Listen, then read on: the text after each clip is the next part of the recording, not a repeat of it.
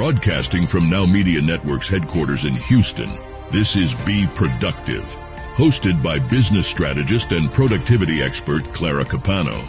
Join us to discuss the most critical issues affecting our businesses with a fresh, practical, and objective discussion on the first bilingual media network in the United States. Be Productive starts right now. Welcome back to Be Productive. One of the things that I am really learning about is this idea of emotional intelligence. I am finding that this skill set is a great indicator for our success and our ability to be more productive. So to help us with the conversation so that we can learn a little bit more as to how, as business owners and leaders, we can improve our level of emotional intelligence, I have an expert joining me. And Nadine, welcome to the show. It's good to have you back. Thank you, Clara. It's really great to be here with you. Yes. Thanks for having me. Absolutely. You know, we talked a little bit before about this, and I want to dive deeper into this concept of emotional intelligence, and especially, you know, how it can really help organizations grow and also leaders become stronger. So just to dive in, we know that organizations, at the end of the day, it's all about the bottom line. How can having stronger emotional intelligence actually help an organization grow their bottom line? Yeah, that's a great question. And you know, a lot of times people don't see the direct connection because, you know, they think that, okay, this is just a little bit, you know, leadership, etc. But they don't think that when you don't have a leader with good emotional intelligence, what will happen is people will not be engaged. So slowly, people will not be happy. They will not be satisfied with what they're doing. And then you can see the turnover rate going up. So, and turnover is very costly. We talked about this last time. So turnover is very costly for companies. So, and of course, when you have high turnover and you have low engagement, which is the case with many companies out there, so the efficiency and the productivity is going to go down, and this will take with it the bottom line. So it's all interrelated and interconnected, and they don't really notice that it's an issue of the leaders having low emotional intelligence. Yeah. So, you know, you brought up this idea of engagement, and I think that you're so right. You know, happier people just perform better. I know from when I've been in work environments where I loved the people that I was working with, you know, I was excited to go to work. So how else can emotional intelligence help to build engagement among employees as well as the different department heads? Now, first of all, if you remember last time we talked, it's a set of skills. So it's not just one skill, but a big part of it is about understanding people. So understanding the emotions of people, your emotions as well, because, you know, when you understand your emotions, you will see how you come off in this world. So this is one thing. So for example, probably the way I express myself can be impacted by my emotional intelligence. And the way I express myself is going to influence the way I talk to people, the way I build the relationships, the way I interact with different departments and get them to help me or inspire them to help me, want them to help me. So all of this depends on how I talk to people, how I express myself, how I understand them, and I respect their time and their needs and their emotions and what they're going through. And this is a big part of emotional intelligence. So if you want, half of emotional intelligence has to do with this. So when you are someone who's really good in emotional intelligence, you can connect well with people. So what does that mean? It means that I can inspire you. I can motivate you to do the job. And what is a leader? What is leadership about? It's about getting things done through other people. So you need to inspire people. You need to motivate them. And even not only with your team, you know, if cross-functionally, with different departments. Nowadays, you can't do things on your own. You need the support of other departments in the organization. So when you want to, a good emotionally intelligent leader would know how to connect with the different departments in a way where they feel like they really want to help them. They really want to do things for them. They really want to support them in their objectives and achieving their goals. And that's when, you know, you can really achieve and succeed in whatever you want to do. When people want to help you, you can't do things on your own. You need a network. And emotional intelligence helps you build that network and helps you create that really high commitment for people to want to help you.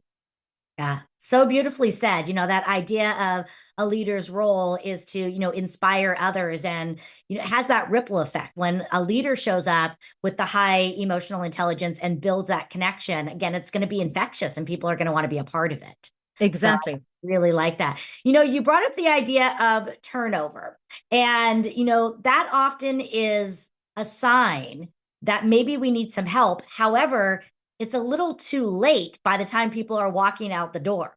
So, are there other signs that could come up that maybe are warning signs or things that leaders should be aware of that could be key indicators that maybe their emotional intelligence is a little bit off and needs to be improved? Yeah, absolutely. There are two, I mean, I would say there are things that are within you. So some behaviors that you do that might be signals, and you can also see others. So observe others, how they respond to you. First of all, let's start with the ones that are within you. So if you notice that, for example, leaders who have low emotional intelligence, they have a tendency to be perceived in a different way than they intend. So for example, let's say you think of me as aggressive, whereas I think of myself as someone who's very firm and who's hard on the objectives and the results. Okay, so I'm business driven. You see me as aggressive. So when my intention is different from how you perceive me, there is a possibility that probably your emotional intelligence is not really super developed. There, you might not be expressing yourself in the right way, using the right emotions, using the right words, so that people can really understand who you are and what your intentions are. So if you're someone who is most of the time misread or misjudged, I would pause and reflect on that. If you're someone who tends to judge others, so do you feel like nobody's perfect? Nobody is, not only perfect, nobody is up to the standard that you want. Everyone, you find a flaw in them. Your team, you can't find someone who's good. Everyone, you can find that this person has that wrong, this one. You never feel like anyone is good enough for you.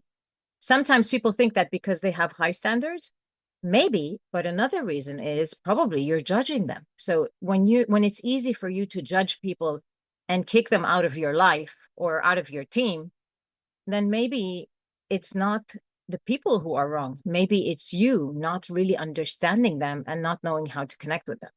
Yeah. If you look at your decisions, if you're someone who, a lot of times you feel like, I shouldn't have done that. You feel like you rushed into a decision, or you rushed into, shouting at someone and reacting impulsively. So this impulsive reaction is a sign of low emotional intelligence, because you might not be understanding what's going on at the lower level in order to address that. Stress. If you're someone who's not okay, you're always stressed, you're always overwhelmed. You think it's time management. You see, that's the thing. People think it's time management. They think that, oh, I need to better manage my time. It has nothing to do with managing their time. I doubt that an executive who has achieved so much in their life and they're at this position, they don't know how to manage time. I'm pretty sure they all know how to manage time. It's right. About their emotions. So these are signs. Flexibility. Yeah. Are you okay with change? Do you panic when there's change? Do you know how to address people under change? If you look at the times where you went through change, and how successful you were with your team during that change, if you're not being too successful, maybe it's about your emotions and about other people's emotions and knowing how to manage that. So all of these are like indications that something is wrong. You need to look into it. Those are some really great examples. And as you're going through those, I can think about when I was a baby leader, I had so many of those. And I remember when I first learned about emotional intelligence and I took an assessment, and it was fairly low. And it's funny because I had all of those. I was very impulsive. I did a lot of these things, very impatient. And it's nice to see that I've been able to grow. And I think that's something that I really want people to take away is, you brought this up again, it's a skill set. And as with any skill set, it is not fixed, and it is something that as business owners, as leaders, we can grow. So, Nadine, this is something, again, you specialize in as a leadership consultant and coach. where can people find you? Because this is a key indicator to success. And I know that people are going to want to reach out to you to learn more and maybe see how you can help them improve the skill set on their own. The easiest way is going to my website. So www.nadinezeinoun.com. So as it's written on the screen here, so NADINEZEINOUN.com. And there on the website, they can see a book and a call. So they can book in a free call. And the call, of course, is a free coaching session. So I'd love to support them if they feel that anything that we discussed really hits a hot spot. So just go onto the website and just click book in a call. And I'd love to support you. Beautiful. And for all of you that are following, I really encourage you to book the call. Again, this is such a key skill set. And I think too many leaders are overly focused on the bottom line, that they're not focused about the journey to get there in the healthiest and most productive way. And emotional intelligence that is going to help you, again, really be able to level up the value, the service, the inspiration, the guiding that you bring your people as a leader. So again, book that call. Absolutely free. And I know that you're going to walk away with so much more value. So Nadine, thank you for sharing. For those of you watching, thank you for being a part of this segment. And don't go away, because we're going to be right back after this short break for even more Be Productive.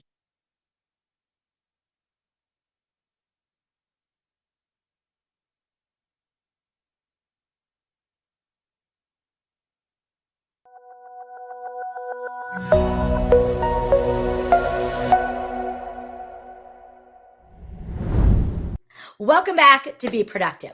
When we are putting our businesses together, growth is one of the goals. We always want to make sure that we are growing, and we want to do it the right way, because scaling our business and getting to the next level, if we don't do it the right way with the right systems, we might open up a whole lot of problems that are going to zap our productivity. So to help me with the conversation about scaling our business and how to overcome some of the growing pains is I have my friend Feras coming in, and he is an expert in the area of working with entrepreneurs and small business owners and helping them stay productive. So Feras, welcome to the show. Clara, thank you so much for having me. I'm looking forward to it. Yes. I want to dive right in, because there are so many things that we need to talk about, because it can be so overwhelming when we're looking at growing our business. And again, that one misstep can just, take us down a whole little rabbit hole.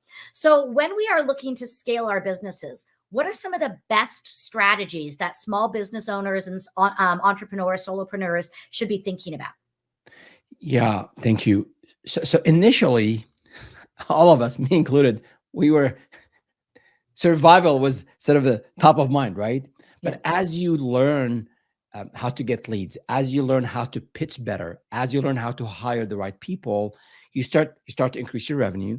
You start getting closer to profitability, and as you get more profitable, you start to grow the business. So I think the number one advice I give to founders is, at this inflection point of hiring people and growing the business, taking the business to the next level. Your first hire, basically, you're going to double the headcount, right? Right. So hiring the right people and hiring people is really important, because your first hire, or maybe your second hire, they're almost like your business founders. They're going to be involved in so many different things, even though you might hire them for a sales job, or maybe for a project management job, but they will be exposed to a lot of aspects of the business.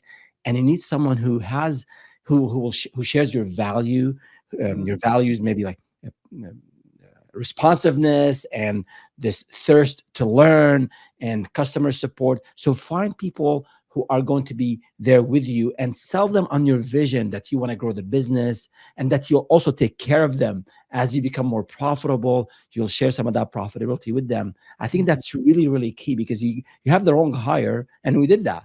We hired the wrong salesperson. I don't want to blame them, but they were not a good fit for us. 3 months later, 0 qualified leads, 0 new deals. We are $12,000 in the hole, and that just derailed our growth, as you mentioned earlier, by 3 months at least. And I really am happy that you brought up the idea of, when you bring people on, again, share your vision with them. That is so important. And I know that when I take my people through the Clarity Success Method, we start with that because, again, vision is everything. So I think, again, having those key hires, especially those first ones, are going to set the stage for everything else. What are some other growing pains that maybe we can anticipate so we can build better systems to overcome some of those growing pains sooner? Yeah, another good point. Well, founders have to learn to delegate. So, and when you delegate, it doesn't mean you're off the hook. You're still accountable. You're still responsible. You are the business owner. But you can bring on someone, and it's going to depend whether you bring on someone who is junior or someone who is senior. So with a junior person, maybe straight out of college or maybe a year or two in the field, they need more hand holding. They need more details. They need, don't tell them, go and come up with a social media marketing plan. Be there with them. Let them understand your values, your message, what resonates with, with your clients. So I think there's an art and a science to delegation. And part of it is really detailing out the job function you want your people to do, supporting them. Don't just throw them to the wolves right away. Be there with them on maybe the first 2 or 3 client interactions, and then gradually let them do things on their own. Maybe start them off with smaller tasks, small projects. And then when you feel they're 70, 80%, grounded and ready to go, then they can go and take, really offload you from some of the things that you have been doing maybe for a year or two. This way you can start spending more time on the business, thinking about growing and things about addressing some of those growing pains. So I would say delegation, a lot of us founders, we can do it. No one else can do it as great as we do it. So you got to be able to delegate. Otherwise you can't grow.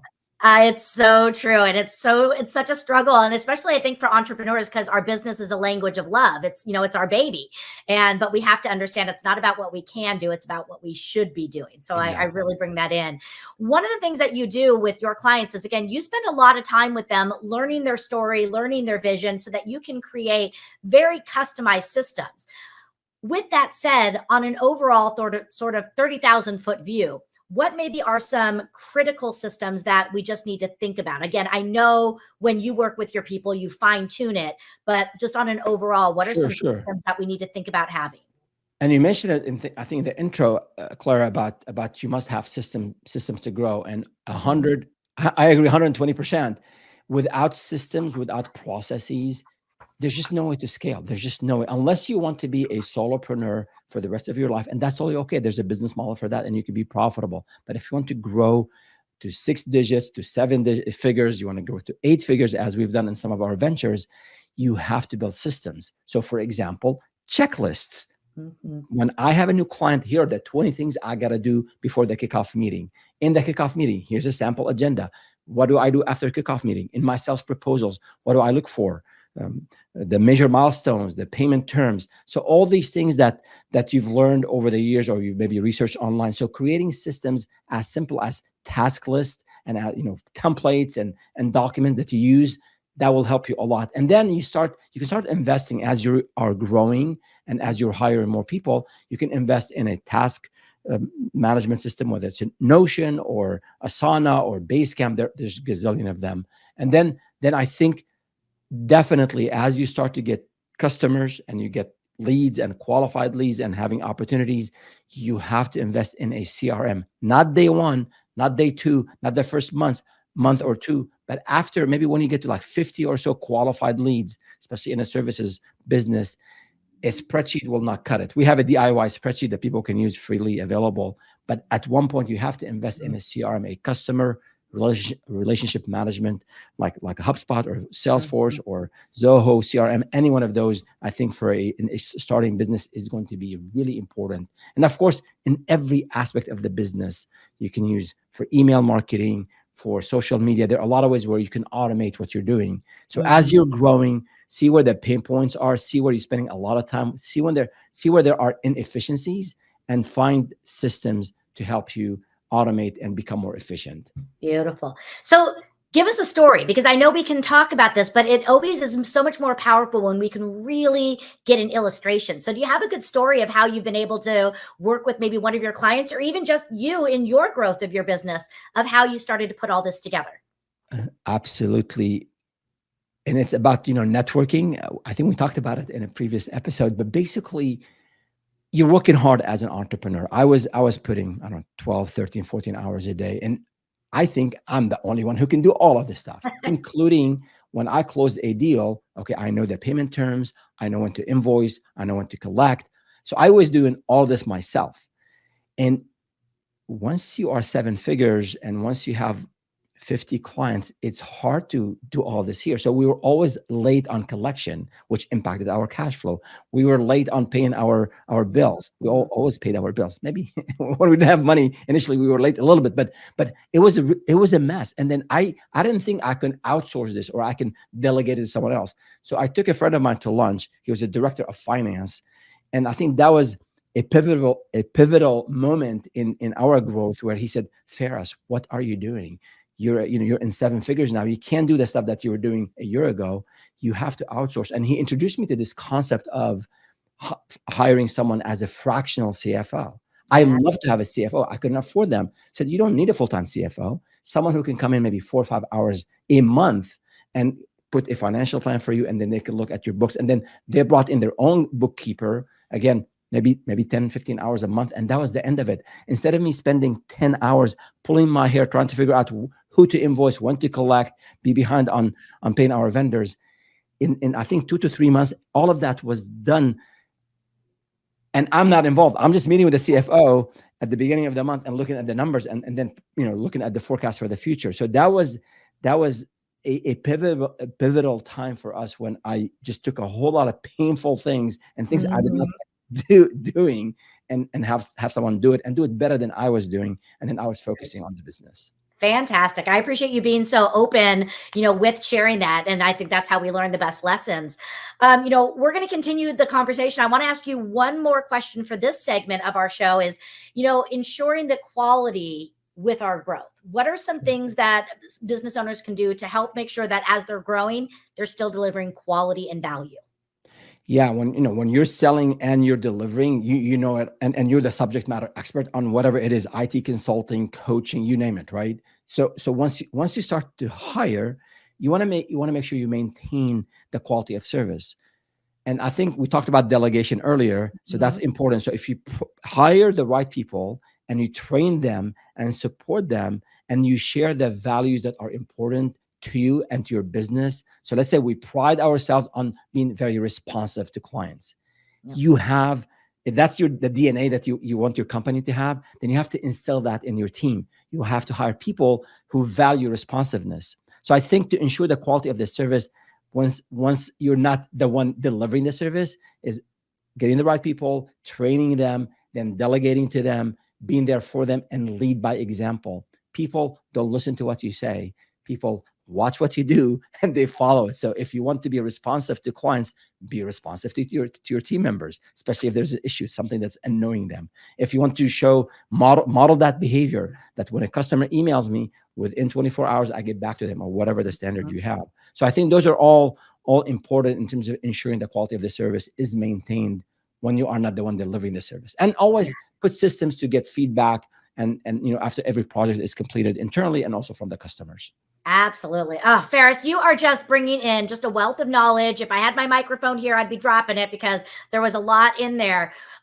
We're going to take a quick break and then we're going to come back and continue this conversation and really dive deeper into it. But before we go to a quick break, tell people where they can find you. What's the best place for them to connect with you?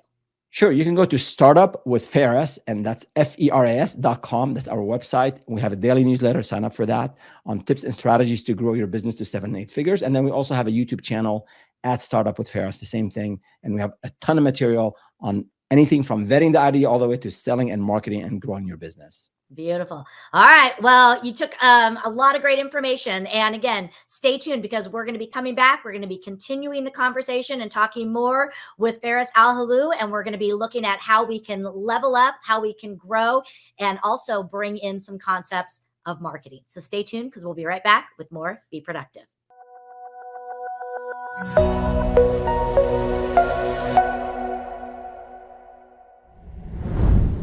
Welcome back to Be Productive. We are having some amazing conversations. We were just talking about growth and strategies to be able to grow our companies and still deliver value and efficiency for our clients. I want to take a little bit of a pivot, and we're going to start talking about marketing, effective marketing, because as much as we need to have our systems, it's a contact sport. We have to be visible and making sure that we are, again, letting people know that we are out there. So to talk with us about some of the best tips and tricks and strategies to help us with effective marketing, I am bringing back to the stage Feras, Alhlou. So Feras, welcome back to the show. Thank you so much, Clara. Glad to be here. I am really excited for this next segment because, marketing is a key piece. We can have all the bells and whistles. We can have an amazing company. But if people don't know that we're out there, it's hard to be able to, again, grow our business. So we have to be able to market ourselves and do it efficiently and effectively. So talk to us, how do you guide your clients on determining and building, and even just defining what would effective marketing strategies be? Yeah, I remember when we started our first business, this is 2003, I had zero background in marketing and in sales. So we had to learn it from the ground up. And we read a lot of books and all that good stuff. There wasn't a whole lot of YouTube at the time. But one book that was really helpful was called Guerrilla Marketing. And it's still applicable. Some of the tactics maybe not as applicable today. But I think as a business owner, as a founder, you're tight on resources. You might not have a huge budget. You're bootstrapping. So finding ways to do things without having to pay a lot of money, I think is important. Even if you have a budget set aside for marketing, I would say initially, I recommend that you're out there networking, going to exhibit halls, going to conferences, going to that local chamber of commerce, because there are two things there. One is you're practicing the message, the pitch, telling the story about why you are the most amazing person who can deliver on this service, right? And you're seeing people's reaction to your messages. You're listening to the questions they have about your business. You're also seeing other business owners pitching and telling their stories. So I recommend to the entrepreneurs I work with is I want you out there networking in person. Online is great. You can do a lot of things online, but in person is, I think, invaluable. And then based on that, based on the messages that are resonating with your target audience, with the people who are likely to buy from you, you can then look at so many different ways. You can, for example, if you're good in writing, you can start writing a blog on your website. You can be active on social media. I mean, there's so many different tactics, but I think the most important thing that most people miss is what is so unique about me to deliver this service that I can stand out among the competition. And that requires listening to the customers, listening to the potential buyers, watching the competition, what is it that they're doing, and then really creating a few messages, a few talking points that you can use then across, whether you're doing paid ads or you're doing search engine optimization or you're doing email marketing. It's really addressing the pain points, the issues, the problems that people have with your solutions. Because that's, at the end of the day, that's what you're doing. You're helping people solve problems. And I think marketing is this art of communicating that to your potential buyers. But again, in terms of tactics, there's so many out there. And maybe we can dive into some of those later in the session. Definitely. And two things that I really, love that you talked about is one, the networking. Because I think sometimes people think marketing, they think it has to be print marketing or online. They forget that the networking is a part of marketing. So I think that was really great. And I also love how you talked about leaning into your strengths. What is it that you're good at and leveraging those? I want to kind of shift over into this concept, though, of online digital marketing, because there is so much out there and it's hard to understand what we should use. So when it comes to digital marketing, what are some of the strategies to best leverage digital marketing as we grow and as we let people know? Sure. And just 10 seconds on the previous point, like if you happen to live in a small town and away from folks and there's no opportunities to network, maybe you find a regional conference you attend once a year, or maybe you have to do things online. So there are always ways to network, even if you can't do it, physically, locally. But in terms of specific things in digital marketing, you want to have a professional presence. You don't have to have a a site like Procter and Gamble, or Coke. No, but at least something professional, whether it's your LinkedIn profile, whether let's say you just do things on Instagram. So make sure everything is professional. Your tagline, when people go there, yeah, this is, don't have like at Gmail address, is not going to convey the level of professionalism that you want to convey. So have a basic website. These days you can build an okay professional website, maybe not top of the line, with very little investment. So I would say make sure your online presence is professional and your taglines are consistent. Maybe you have a logo, maybe you have like make sure it's a professional image if you're presenting yourself as the owner, as the consultant. So I think that's foundational. Yeah. And the domain name, again, not at gmail.com. Mm-hmm. Yes, you have to put $10 a month for this stuff.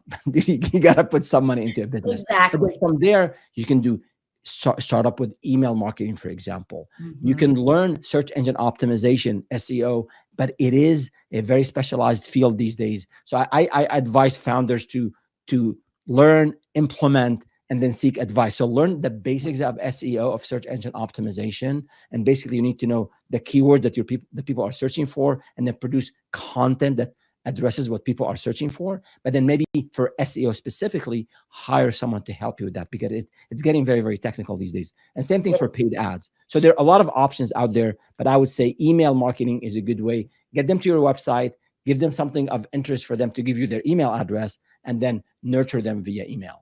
Yeah. I think we also have to have a mindset that marketing is a great way to acquire clients. It's not just about, letting people know we're there. It's, we have to get that call to action. We have to be able to use the marketing to bring people in. So talk to me a little bit about your thoughts on the role of marketing as it relates to acquiring new clients.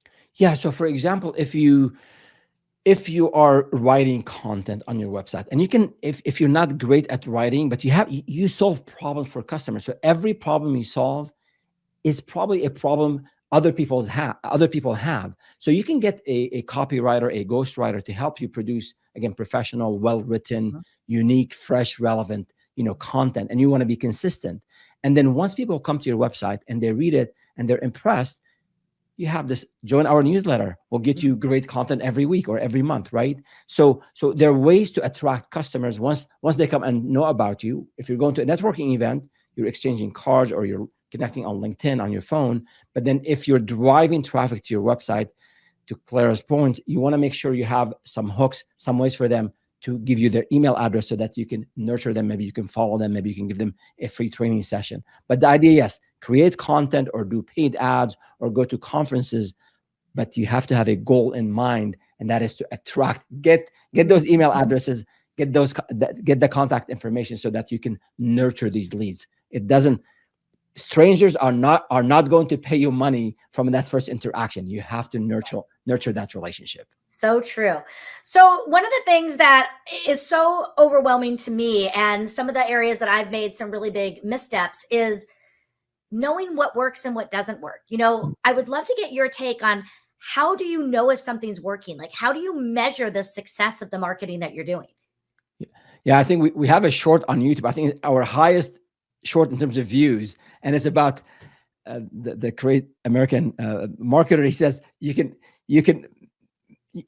measure half of them. You don't know which half of the marketing is working. Half of it is working, half is not, but you don't know which one is which. So measurement is hard. We wrote a book on measurement. It's called the Google Analytics Breakthrough back in 2017, 2016. Nice. So in terms of measurement, I think start small and make it part of your company culture, that you measure every activity that you do. So for example, we talked about email. If you're sending emails out, let's say you have an email list of 100 people, you can go in any of these email systems today and see how many people opened those emails. And actually, you can look at that open rate.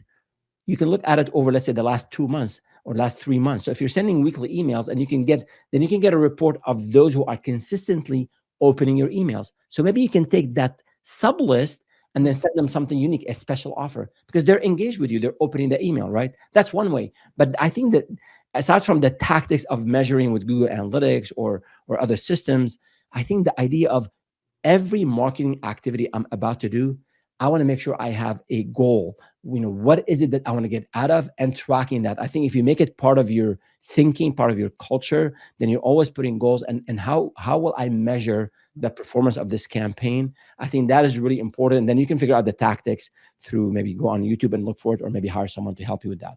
But this idea of measuring what you do, because you cannot improve what you cannot measure.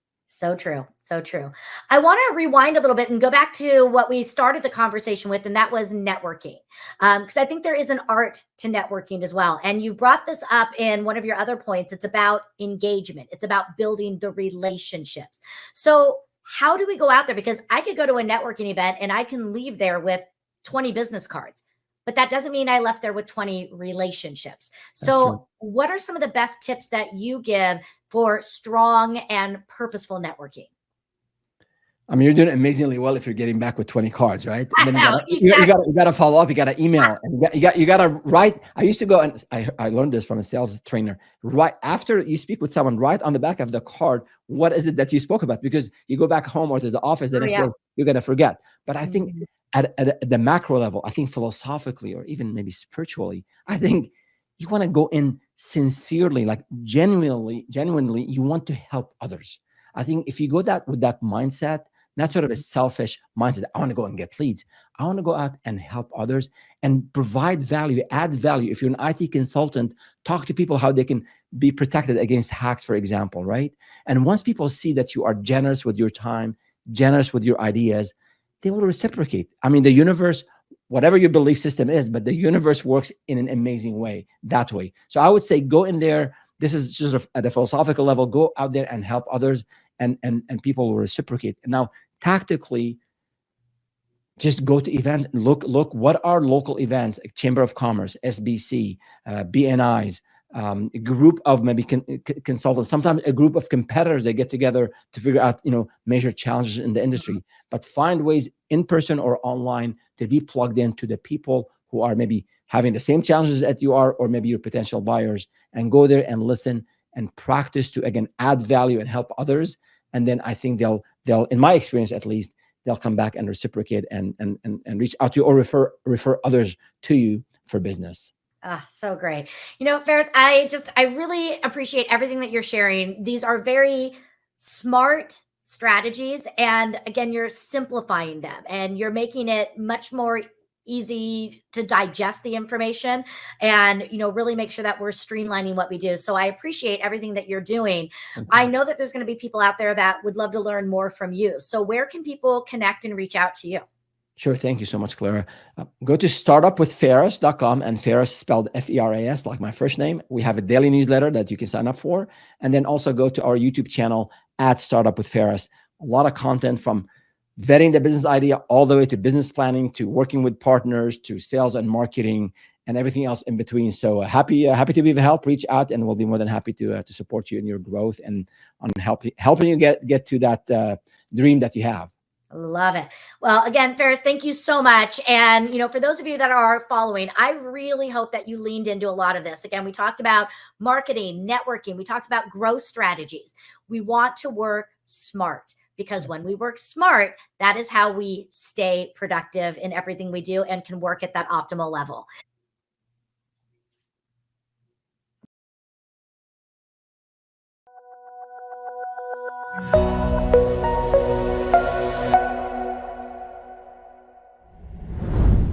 Welcome back to Be Productive. One of the things that we promise with this show is helping you with real strategies to level up your productivity. And that is exactly what we're doing in this next segment. I am really excited to have my friend, Rob Tritt, who is another productivity specialist, just like myself. And we are going to go through, and talk about some of the challenges we face. And then more importantly, what are some of the solutions that are out there so that we truly can be productive. So Rob, welcome to the show. Hi, Clara. Thanks for having me. I appreciate it. Absolutely. It's always so good to have you here and to be able to just go through, in theory, we all know what we need to do, but putting it into action is a whole other ball game. So I would love to get from your perspective as somebody who works with business owners and organizations on this on a regular basis. What are some of the biggest challenges that are out there that we face on a daily basis that are challenges to helping us be and stay productive? So, I hear this all the time when I'm talking with business owners. They'll say they get in the office early, they leave late.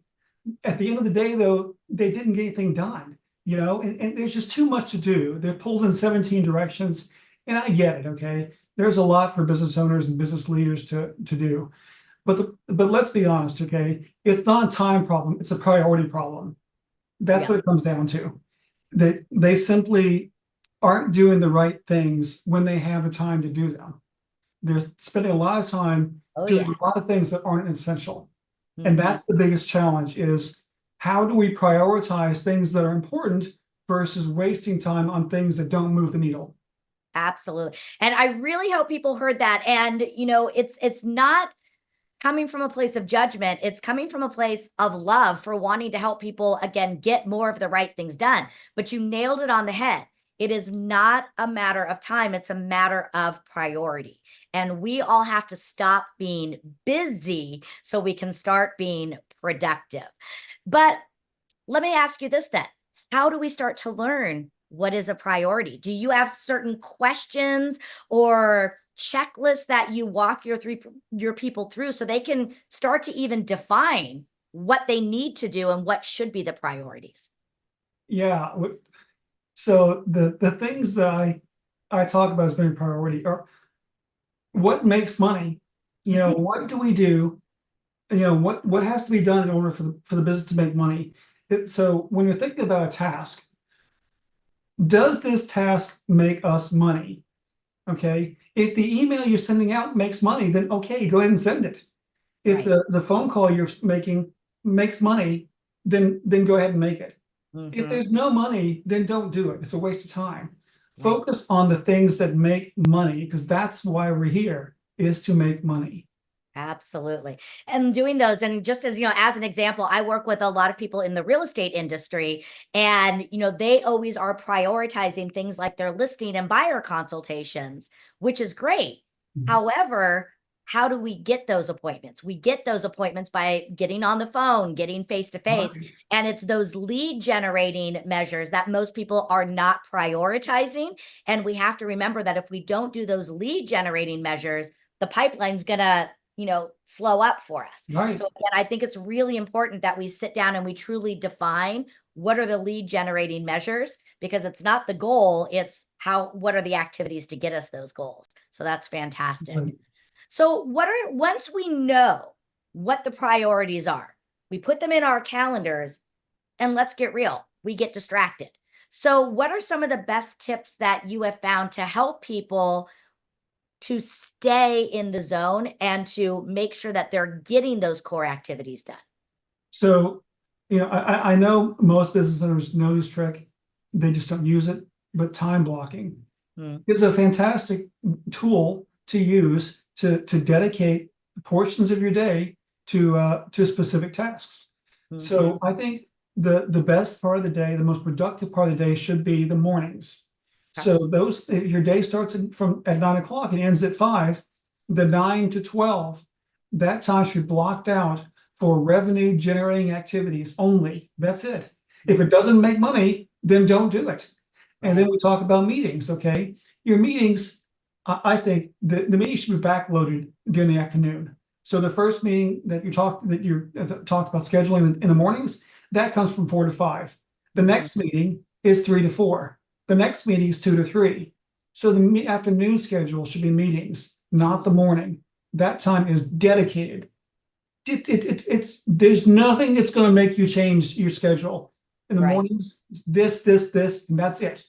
Exactly. It's What I blocked out. love about this concept of sort of working on your business in the morning and being available to be in your business in the afternoon is, you're using that morning time, which is generally when most of us are most fresh in our minds, to again do the building blocks. And it always reminds me of, if you were to go work out with a personal trainer, most personal trainers will tell you to get your workouts done in the morning, because they know that once you're into your day, it's really hard to come back.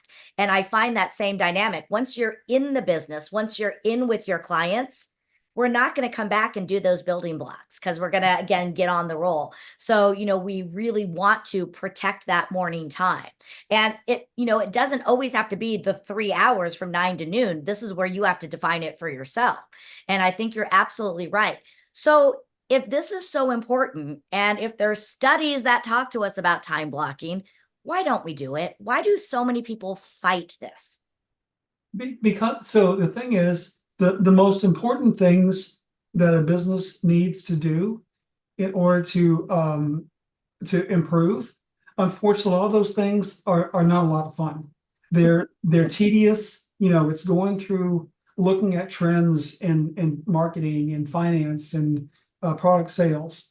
Those kind of things aren't a lot of fun, but those kind of things are what we need to do in order to figure out if what we're doing is making sense to move the business forward.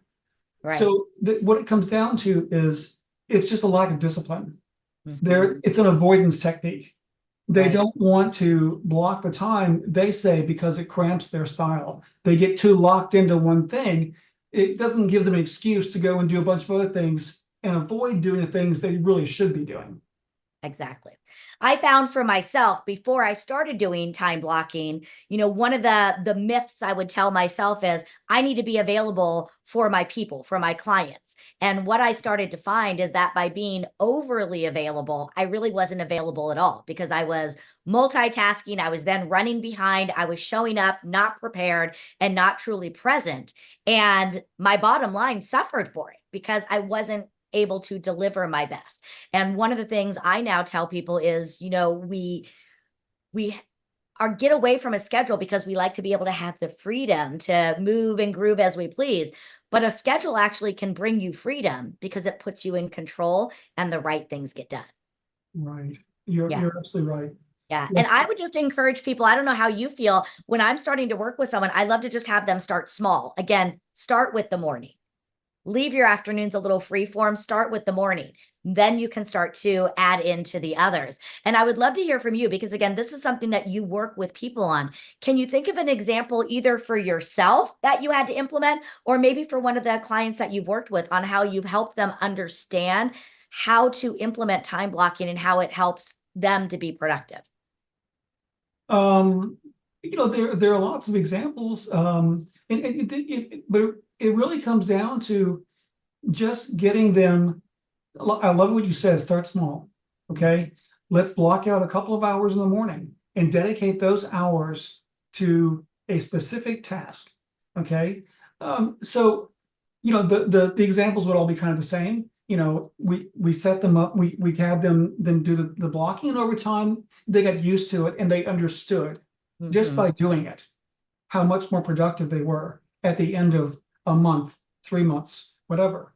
And those were success stories. That's great. But it really comes down to just doing it. You can't lose weight until you start going to the gym. It's just that simple. I know. I wish it wasn't. I wish I could just lose weight without going to the gym. You've got to just start doing it. That's just all there is to it. So start blocking out a couple of hours in the morning, and nothing is going to change those 2 hours, those 3 hours, whatever. Absolutely. Wonderful. Yeah. Well, Rob, I know that you have really helped people to not only transform their business, but transform their lives by teaching them a lot of these and helping them be more productive so that they can, again, achieve more, not just in their professional lives, but also in their personal lives. So where can people find you if they want to learn more about the services that you offer and how you can help them level up their business? Where are the best places for them to reach out and find you? Well, they can always contact me on LinkedIn. Rob Tritt on LinkedIn. Also, my website is profitpartnergroup.com. Feel free to give me a call at 770-256-8216 or email at rob@profitpartnergroup.com. Excellent. Thank you. And Rob, thanks so much for being here. I cannot wait for our next conversation together. You always bring great value and great strategies. And for those of you that are following, I hope that you took some notes. The biggest takeaway, time blocking. If you want to get out of the realm of being busy and get into being productive, time blocking is a great way to do that. And remember, start small. Start with an hour and work into it. It is the power of incremental change. So stay tuned because we'll be back for more Be Productive. This has been a Now Media Networks feature presentation. All rights reserved.